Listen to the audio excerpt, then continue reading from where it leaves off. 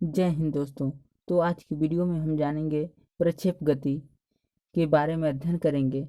तो सबसे पहले जानेंगे प्रक्षेप गति किसे कहते हैं। प्रक्षेप गति जब कोई पिंड ऊर्ध्वाधर के भिन्न किसी दिशा में फेंका जाता है तब उसे प्रक्षेप गति कहते हैं तथा उसकी गति को प्रक्षेप गति कहते हैं।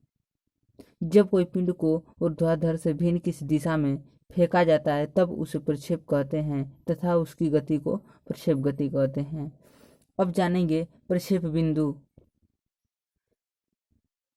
प्रक्षेप बिंदु पिंड को जिस बिंदु से फेंका जाता है उसे प्रक्षेप बिंदु कहते हैं। पिंड को जिस बिंदु से फेंका जाता है उसे प्रक्षेप बिंदु कहते हैं। अब प्रक्षेप कोण पिंड को जिस कोण पर फेंका जाता है उसे प्रक्षेप कोण कहते हैं। उसके बाद प्रक्षेप वेग पिंड को जिस वेग से फेंका जाता है उसे प्रक्षेप वेग कहते हैं। अब आइए उड्डयन काल के बारे में जानते हैं। उड्डयन काल प्रक्षेप गति के दौरान पिंड को जितना समय तक हवा में रहता है उसे उड्डयन काल कहते हैं।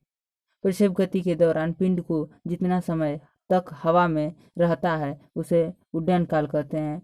अब महत्तम ऊंचाई पिंड को जितनी अधिकतम ऊंचाई तय करता है उसे महत्तम ऊंचाई कहते हैं। पिंड जितनी अधिकतम ऊंचाई तय करता है उसे महत्तम ऊंचाई कहते हैं।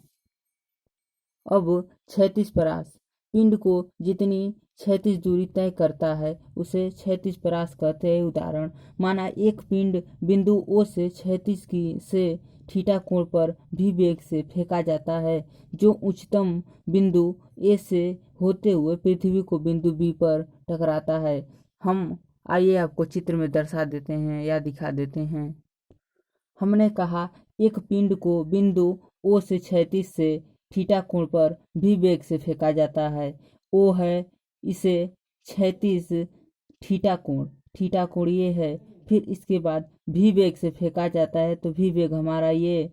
इसके बाद जो उच्चतम बिंदु ए है उच्चतम बिंदु ए और यहाँ से होते हुए जैसे किसी पिंड को यहाँ से फेंका जाता है और होते हुए ए बिंदु से बी बिंदु पर जाकर पृथ्वी से टकराता है। जैसे वेग को घटकों में विभाजित करने पर क्षैतिज घटक बराबर यू कॉस थीटा ऊर्ध्वाधर घटक यू साइन थीटा।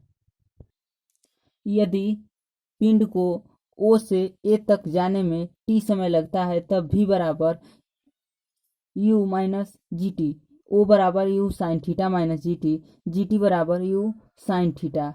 इसमें से घटा देंगे तो जी टी बराबर यू साइन थीटा तो टी बराबर यू साइन थीटा बटे के जी। अब चूंकि पिंड जितना समय में ओ से जाएगा ठीक उतना ही समय में ए से बी तक वापस लौटने में लगेगा।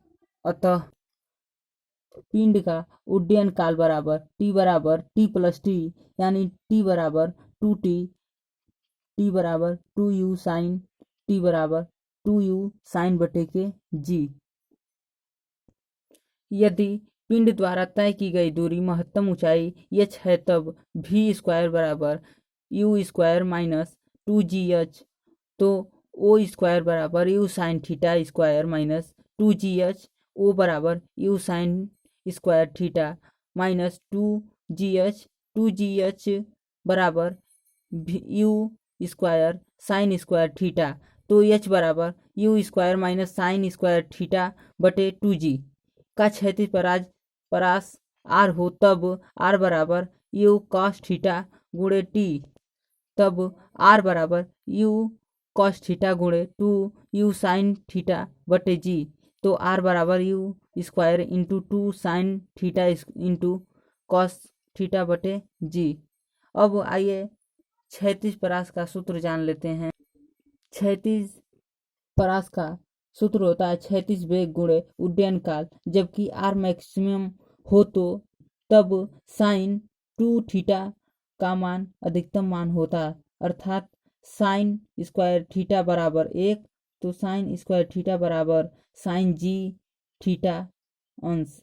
2 बराबर 90 अंश, तो थीटा बराबर 90/2। अब इसको हम भाग दे देंगे तो कट जाएगा, हो जाएगा 45 अंश। तो R बराबर U×2/G। और जिस तल से फेंका गया उसी तल पर गिरेगा। तब एक अगर कोई पिंड को जिस तल से फेंका जाता है और उसी तल पर गिरता है, तब उसका सूत्र होता है T बराबर 2U साइन थीटा/G। तो H बराबर U² साइन स्क्वायर थीटा/2G। तो R बराबर U² साइन स्क्वायर थीटा/G। इसी के साथ हमारा प्रक्षेप गति समाप्त होता हुआ। जय हिंद।